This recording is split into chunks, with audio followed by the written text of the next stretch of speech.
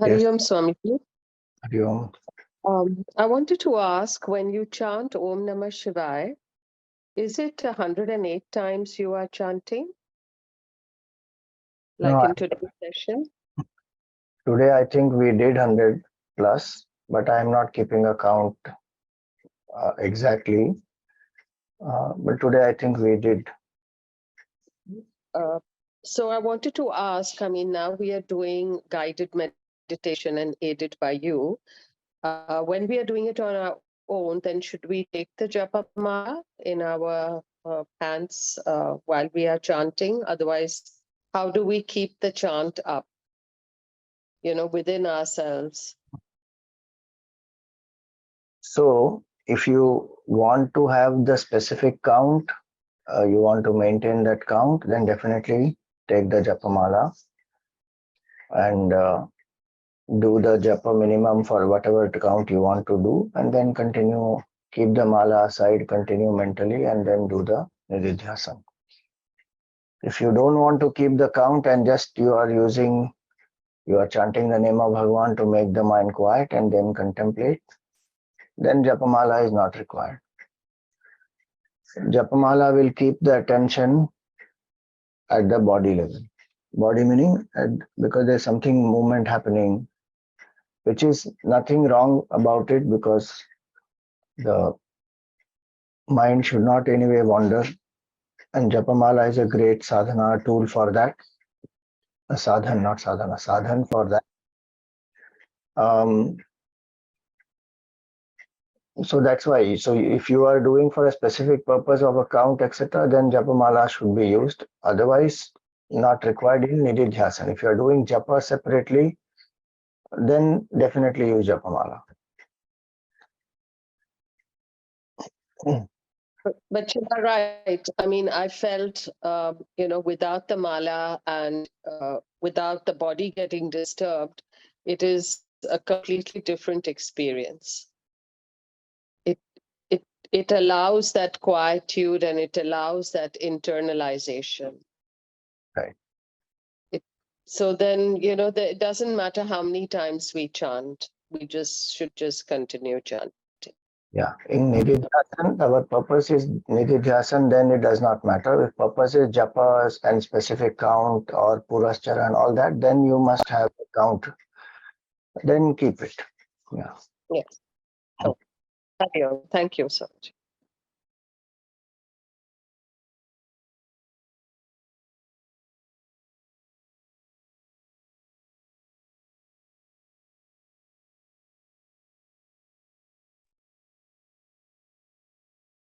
Hari Om, Swamiji.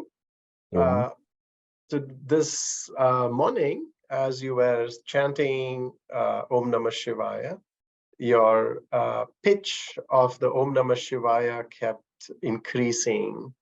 And interestingly, for the first time, the form in the third eye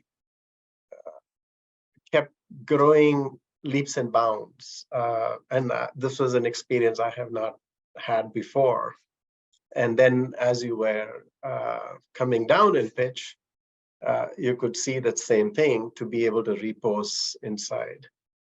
Is that typical?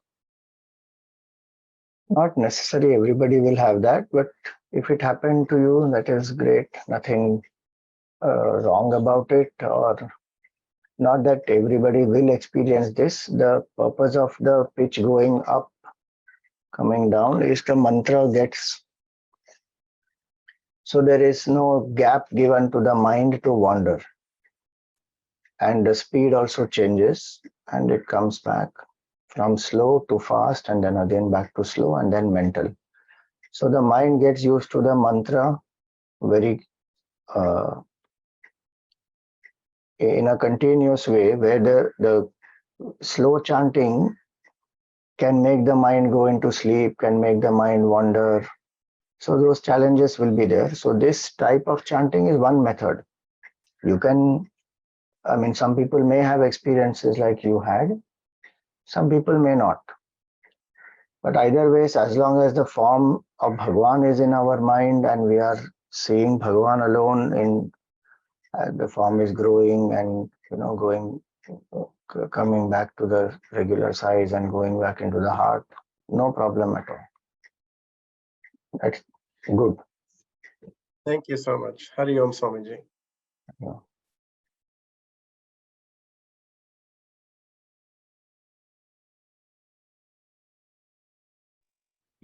Hari Om Swamiji, my question is that the way you do it is so powerful and so intoxicating that, okay, even if I'm not feeling well or I have fever and like that, and maybe I'm not feeling like having a bath also, but I want to do this. So is it allowed?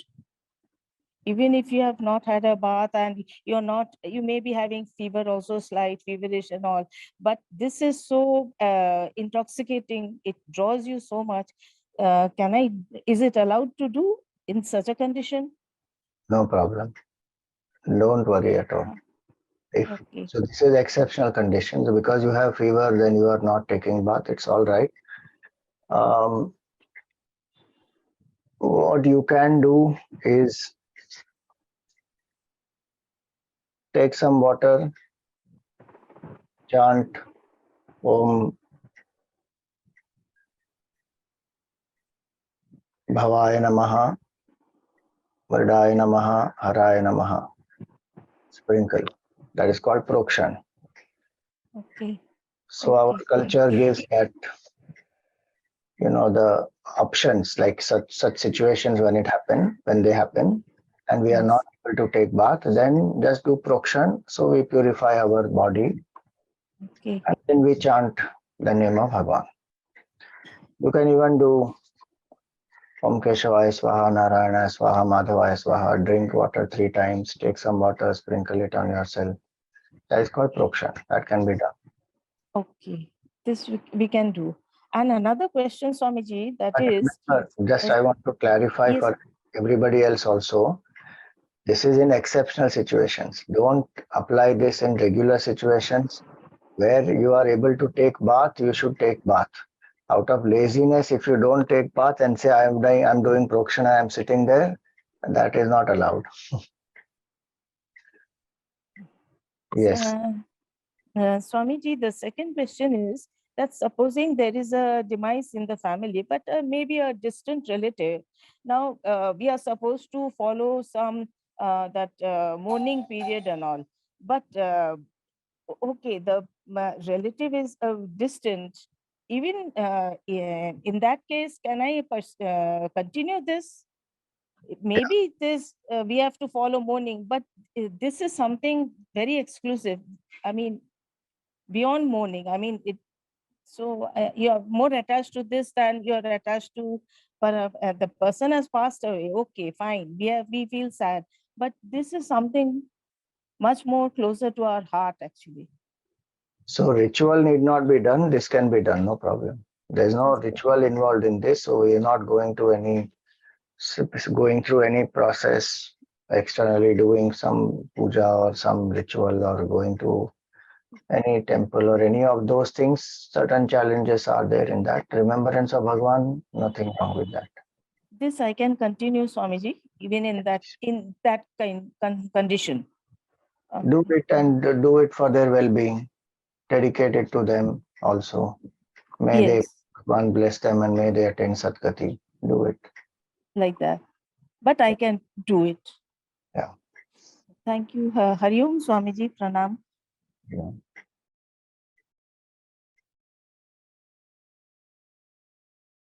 Okay, only 3 more we will take. Any more, then you can ask tomorrow.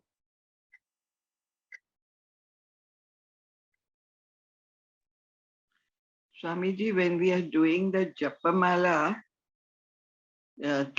should we also do the variations in the pitch, or one pitch is enough? No, it's optional. You can do one pitch also.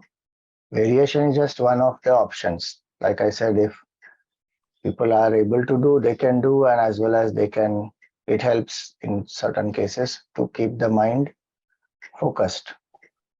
You can do one pitch itself, no problem. Okay. Okay. Thank you.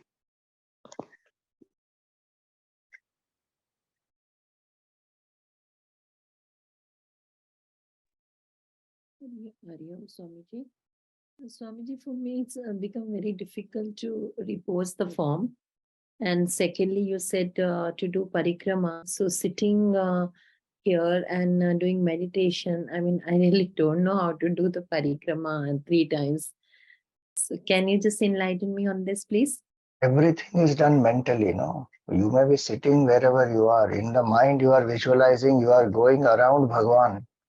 What has that got to do with the physical form? Nothing. No, that repose, I mean, taking Repose means we invoke Bhagwan in our consciously, we invoke from the heart and we send him back to the heart. That is a sadhana just to remind us that Bhagwan is inside us. That's all. So you are visualizing here or in the heart. So you say, okay, Bhagwan is there in my heart now and he has gone back to my heart. Is the bhavana. And if you are doing in the heart itself, then there is nothing. So there itself, Bhagwan appears in the heart and is disappeared in the heart. If you are doing here, then you feel Bhagwan is manifested from the heart, he has come here. Again, he is going back into my own heart. So the bhavana is important. It's not the physical process or the mental visualization. The feeling is Bhagwan is in my heart. But That in my case, but Swamiji, in my case, he doesn't go and he is always there. So I don't have to bring him and I don't have to send him. So what do I do? nothing, no problem. Worship him as he is. Okay. Okay. Thank you so much, Swamiji. Hari Om.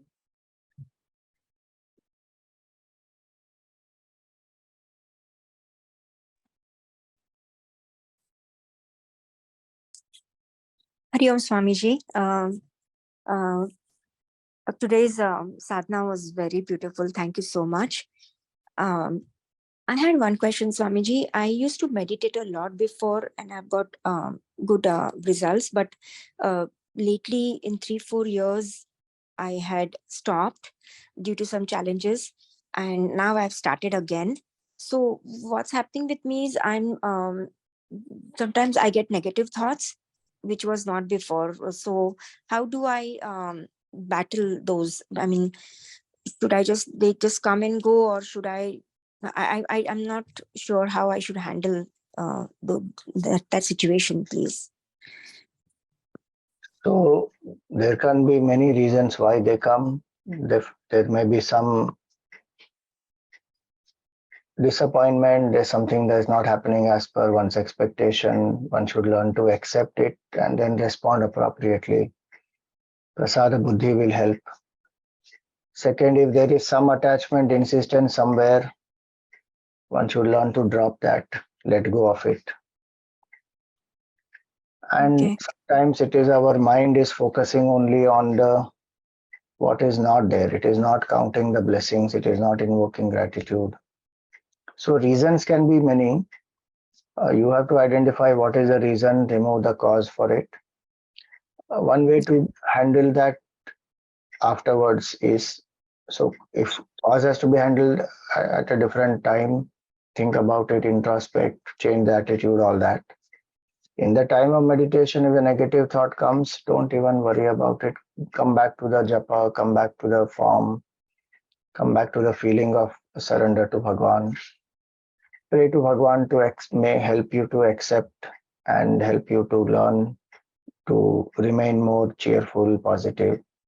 Shiva itself means positive. So during the sadhana time, bring the mind back. Don't worry why this thought is coming. Should not have these thoughts. Don't bother about all that. Thoughts come, thoughts go. Our focus is on Shivji. Bas. Ji. Thank you so much, Swamiji. Thank you. Hari Om. Om Shanti Shanti Shanti. Hari Om. Shri Guru Pyo Namaha. Hari Om.